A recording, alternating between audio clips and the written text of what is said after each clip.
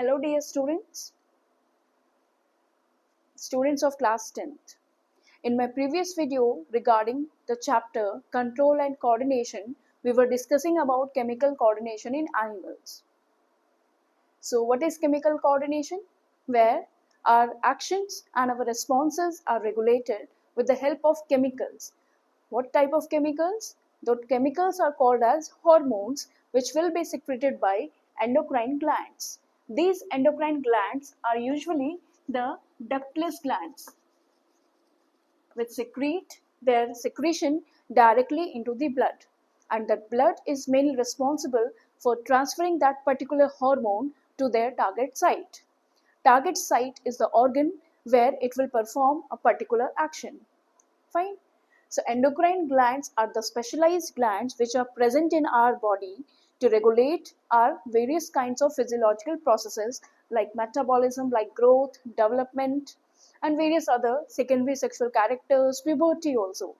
ठीक है, तो एंडोक्राइन ग्लैंड्स ऐसे ग्लैंड्स हैं, कैसे होते हैं, डक्टलेस, जिनमें डक्ट्स प्रेजेंट नहीं होती, and they are secreting their secretion directly into the blood, and blood as it is circulating through all your body parts, it will transport that hormone to their target site.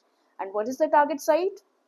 Target site is the organ where that particular endocrine gland will act and create particular responses. Okay, so in case of endocrine glands, the first gland that we have to study is the hypothalamus. This hypothalamus is present at the base of the brain. It contains various neurosecretory cells. बहुत सारे neurons इसके पास present हैं जो secretion produce कर रहे हैं. तो ऐसे न्यूरोसिक्रेटरी सेल्स को हम कहते हैं न्यूक्लियाई. ठीक है, ये जो न्यूक्लियाई है ये two group of hormone release करता है. One is the releasing hormone and the one is the inhibitory hormone. ठीक है, तो हाइपोथैलेमस को वैसे हम कहते हैं द सुपर मास्टर ग्लैंड, क्योंकि ये रेगुलेट करेगा आपके मास्टर ग्लैंड को.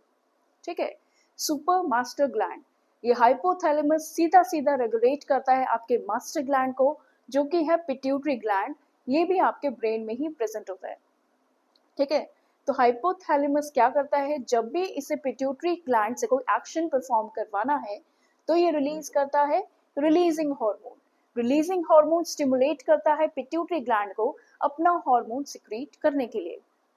इनहिबिटरी अगर रिलीज करता है, that means in that case अगर पिट्यूटरी हार्मोन का कोई अमाउंट आपकी बॉडी में इंक्रीज हो गया है तो उसके इंक्रीज को, मतलब उस हार्मोन के रिलीज को रोकने के लिए hypothalamus will produce inhibitory hormones. जितने भी हार्मोन्स हैं उनके फंक्शंस को अंजाम तक पहुंचाने के लिए यहाँ कुछ सेकेंडरी मैसेंजर्स यूज होते हैं. उन सेकेंडरी मैसेंजर्स में कुछ एग्जाम्पल्स हैं, जैसे एक होता है साइक्लिक AMP, एक होता है इनोसिटोल 3 फॉस्फेट. मतलब मैसेंजर जो आपका हार्मोन है वो प्राइमरी मैसेंजर है जो इंफॉर्मेशन सेल सरफेस तक पहुंचाएगा. सेल सरफेस के बाद आपके सेल को एक्शन परफॉर्म करने के लिए बताने के लिए ये सेकेंडरी मैसेंजर्स एक्टिवेट होते हैं कोई पर्टिकुलर एक्शन को बॉडी में परफॉर्म करने के लिए. ठीक है, एक बार मैं दोबारा से रिवाइज कर देती हूँ. हाइपोथैलेमस ऐसा ग्लैंड है जो आपके ब्रेन में, base of the brain present होता है, सेरेब्रम का ही पार्ट है.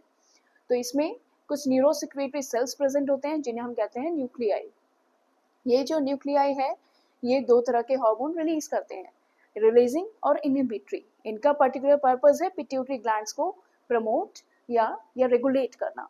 ठीक है, अगर पिट्यूटरी ग्लैंड को हार्मोन रिलीज नहीं हो रहा है और उसे रिलीज करवाना चाहता है तो ये प्रोड्यूस करेगा रिलीजिंग ग्रुप ऑफ हार्मोन, और यदि पिट्यूटरी ग्लैंड के हार्मोन सिक्रेशन को रोकना है तो it will produce inhibitory hormone. अब क्योंकि हाइपोथैलेमस रेगुलेट करता है हमारे मास्टर ग्लैंड को, इसीलिए हम इसको कहते हैं super master gland. Okay, in my next video we will study about pituitary gland. Thank you.